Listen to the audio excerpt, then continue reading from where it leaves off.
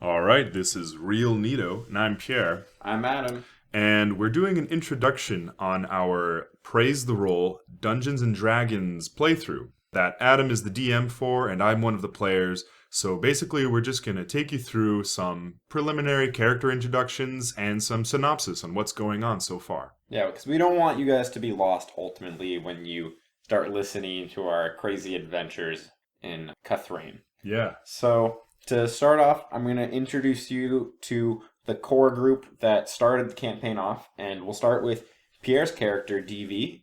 DV is a DTEC unit, model T1V, or DV for short, but it can also spell detective. She's a rogue.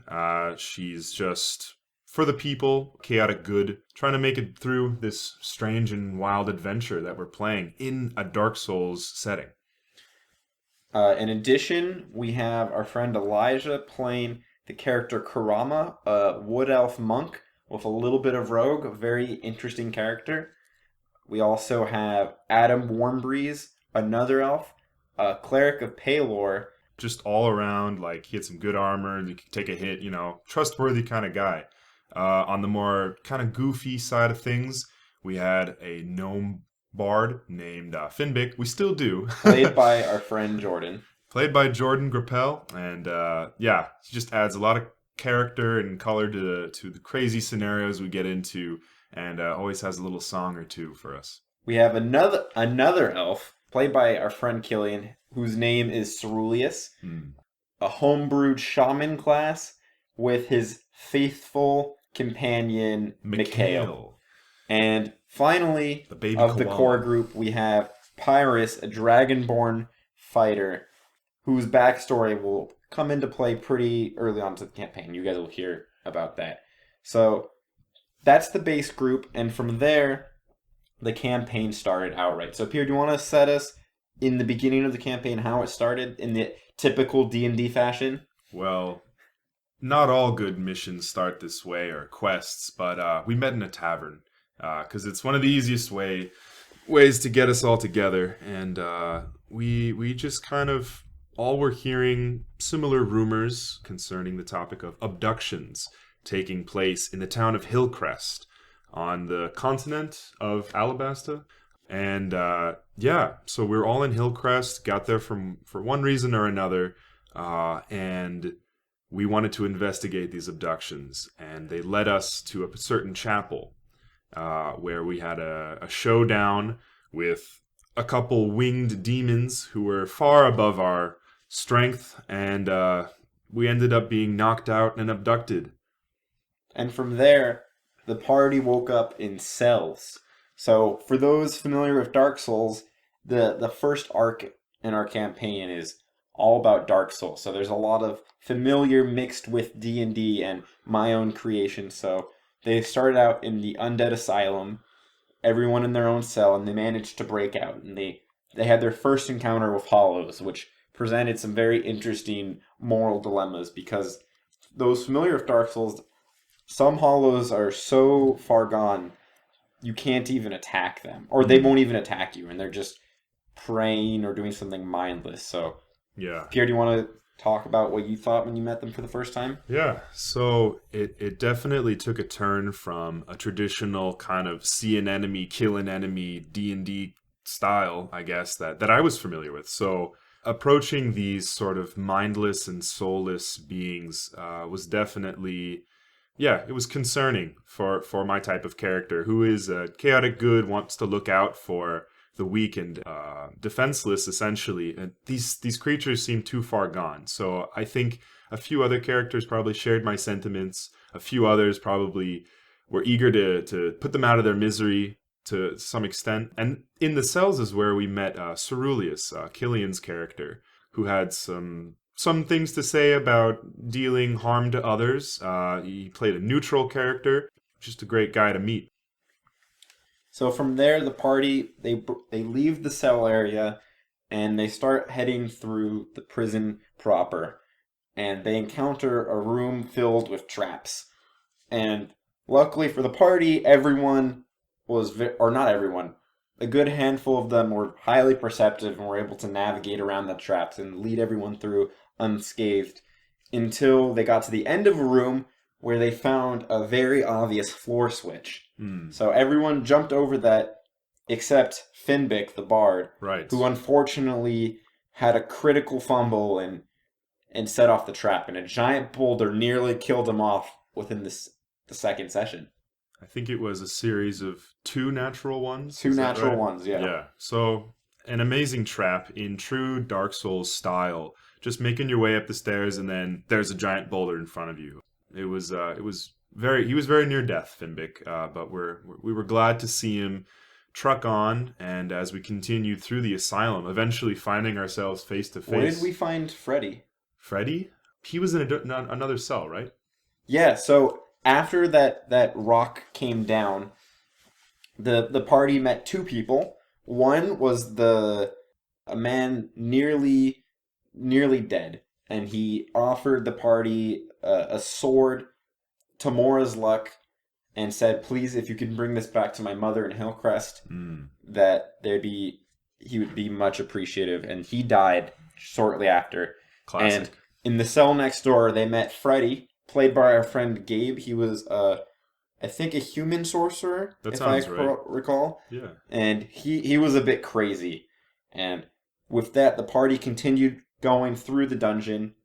There was some very silly shenanigans, and one in particular worth sharing. There was a room with four doors, and the party had explored two of the doors, and they were going up to the third. Freddy sticks his hand on it. What he didn't know, it was a mimic door. Right. So finding his hand stuck, this wild magic sorcerer proceeded to stick his foot against the door to kind of wrench his hand off. But then he finds that his foot is now stuck to the door.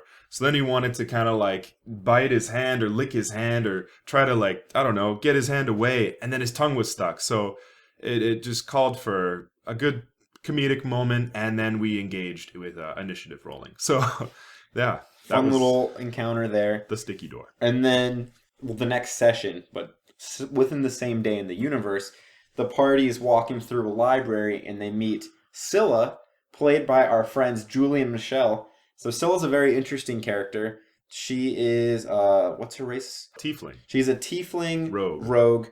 and she has two personalities. The personality that comes through strongest alternates throughout our sessions. Depending on who's present Who's at the present table. or who wants to lead. Right. And the two personalities, Scylla, and I will not reveal the name of the other one, which you'll hear later on. They both have very distinctive personalities, and you get to hear, as Julie and Michelle argue in real life, that is Scylla arguing, talking to herself within character. So she's a very fun character. And shortly after they met Scylla, they encountered the boss of the Undead Asylum. Do you want to speak to that fight? That's right. Essentially, it involved, if you've played Dark Souls, you can picture this courtyard and a balcony, and we're at the balcony, and there's the warden, which was a creation of our DM, and she was trying to explain the circumstances of the asylum, but not wanting to bend to any authority figure. Pyrrhus rushed in, brandishing his sword, just went right into combat, and we never really found out what he had to say, but frankly, I don't think DV would have really cared. But the battle extended to the point of the warden riding the back of a giant demon, and Freddy, the wild sorcerer, dangling by his ankles, shooting fireballs, scancing off different like surfaces, and people jumping from columns. It was a good first boss battle, and yeah, culminated with our victory and getting the key to exit the asylum. And another fun little thing, because this has been reoccurring, both Freddy and DV looted body parts from the warden. Oh, yeah. Freddy took an ear, and Pyrrhus took the head, took the entire head. So that actually came into play much later. So if you make sure to remember that Pyrrhus has that head in his inventory. That's right. So after leaving there, unfortunately, Gabe no longer came to our sessions, and he had a chronic case of masturbating to dragon porn, which is in our Yeah. universe, what happens when a player is not able to play their character. Yeah, it's just a quick excuse, they just went off and got lost amongst the pages, amongst the scrolls Yeah. of lewd dragon poses. And there are rumors, that there are rumors within this world that somewhere there is a dragon porn factory Oh, yeah. spewing out this naughty material. Yeah. Some sort of wyvern Hugh Hefner at like the figurehead of it all, and it's very high level stuff that we may see one day. But Yeah, and the magazine itself is called Dungeons and Dragons, so yeah, it's got some interesting man, pictures. Who would read that? Yeah. But we made our way out of the asylum. We said goodbye to Freddy for the time being, as sad as it was, and made our way into a dense and mysterious forest. Yeah, so if you listen to our podcast quite a bit, you're going to pick up on a lot of video game references. And this next one is a huge nod to the original Paper Mario on the N64. And the party had an encounter with the Forever Forest. Oh, yeah. And essentially what the Forever Forest is, you get into these little... how do you describe the areas within the forest? A clearing. Like a clearing or meadow or whatever you want to call it, Yeah. with 4 entrances/exits for each one. And there's little patterns you can notice within the clearings in order to guide you through the forest. And if you take the wrong path, you end up actually walking out of the forest back to where you started. So that was a very interesting time. The party had some encounters. What else do you want to add? Yeah, I mean, as much of a detective as DV might sound, she frankly was distracted by the flowers along the way and sort of lost track of the whole puzzle-solving process and left it to others. It was a good first brain tickler for the party. Definitely exercising our ways to work together and different role play kind of. It's a cool environment to engender that kind of gameplay. So it was fun. And in classic D&D fashion, Pyrrhus used his fire breath and caught a large portion of the forest on fire. Yeah. And what happened earlier in the session, the party had an encounter with some dryads, and they fled. So who knows if those dryads are still waiting to get back at the party for the bad deeds they've done. The Dryad Mafia is waiting for us somewhere.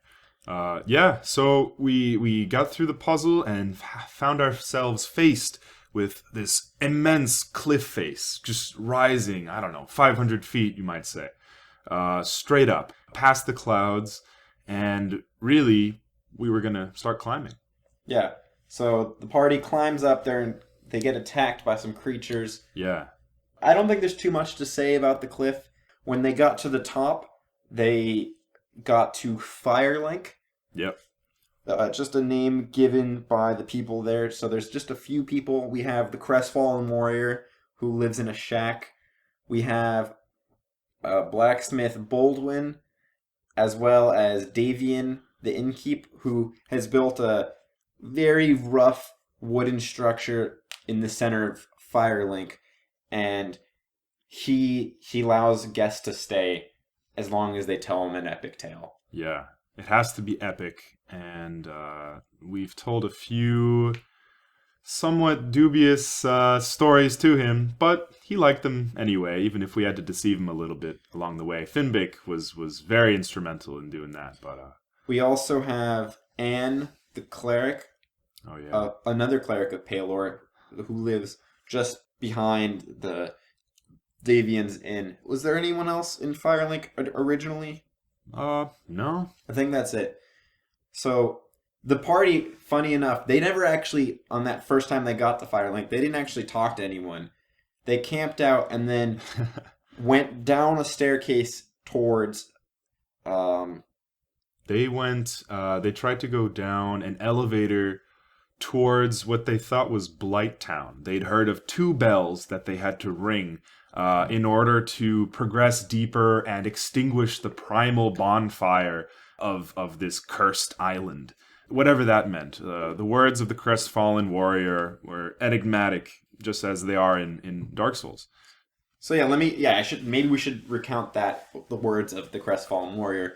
He actually told the party from what he's learned and what he's gathered in his time. He's a very depressed fellow, by the way. Yeah. And essentially, Gwyn, the original ruler of this land after the Age of Fire, which the party sort of learns about later, he's trying to keep evil at bay by keeping these bonfires alit.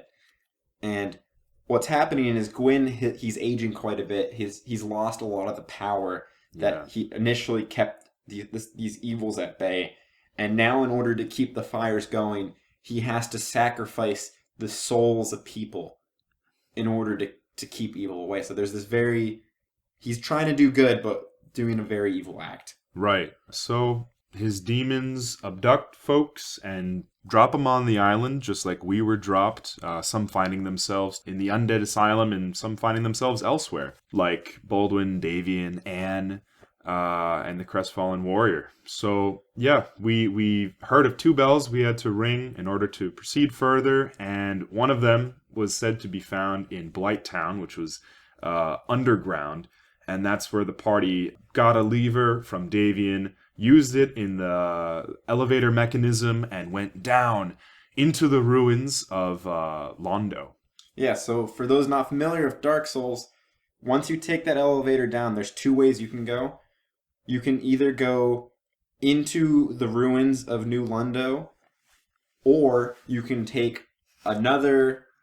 Is it another elevator? It's just, you turn right, and there's another door. And there's another door that will take you to Blighttown. So right, to the Valley of the Dregs. the party did not take the right. They went into New Londo, and they had their first face-to-face encounter with ghosts. Yes. This is where our playthrough begins. This is where you'll be dropped off during the second fight of a few that we have with these phantoms that seem to just rise up out of the murky depths of these sunken ruins in this large subterranean chamber. Veritably spooky place. Yeah, so that's the story so far. That's the summary. I do want to say a few notes because our campaign, we had a lot of people come in that have never played D&D before. So where you guys are jumping in, everyone's starting to get the bearings of how to play D&D, like the rule set. Mm-hmm. They're starting to get into the role play. This is right. And as a player, I can speak to the effect that we're playing for each other, and we're playing for the story that we make. What you will hear is not for an audience, first and foremost. It's really just a raw encapsulation of what we're trying to make together. And we hope that you enjoy it as much as we do. We want to archive some of the best evenings and afternoons that we've experienced. So yeah, and I couldn't say it better myself. Ultimately, we're doing this for us, and I really hope you enjoy it, because we're having a lot of fun with this campaign. We're coming up on the end of our first arc, so if you push through quite a few episodes, you'll catch up and join us where we're currently at. We have some insane stuff going on, and I'm trying not to spoil it, so I'll stop there. We haven't talked about anything too spoiler-ridden, so great. In the meantime, this has been Real Nito. We think Dungeons & Dragons is Real Nito. We think Dark Souls is, of course, Real Nito. And all the other video game references are also Real Nito. I've been Pierre. I think I'm Adam. He's thinking. See ya.